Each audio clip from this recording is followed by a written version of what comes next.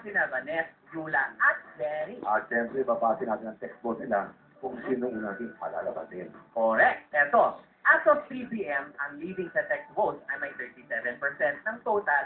Ayan, I see. What? Bakit? First time song!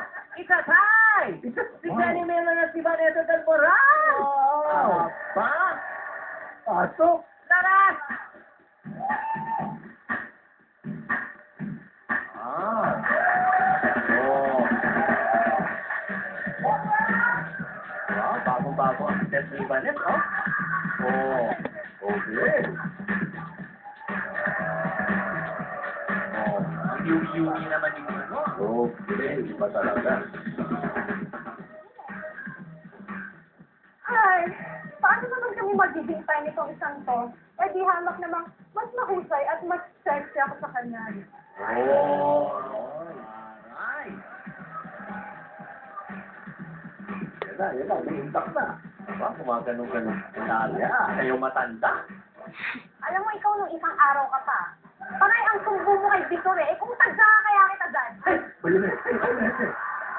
Kulin! Arrest her! Aba, away pa. Okay.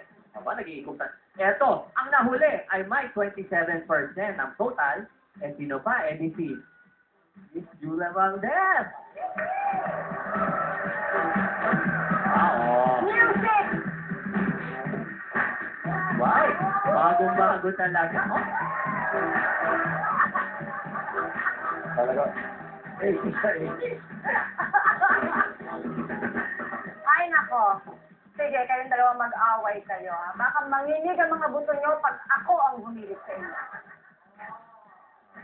Nakita mo naman, no? Eh, mga siya, dali. Oh, ito mo na.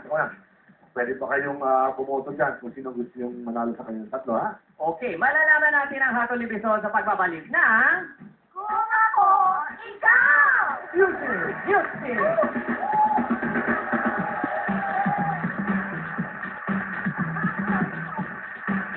At ganyan ang sayaw nyo. Yan naman. Year 2008. Ito, mapak na mapak. Ay, hindi pa yan.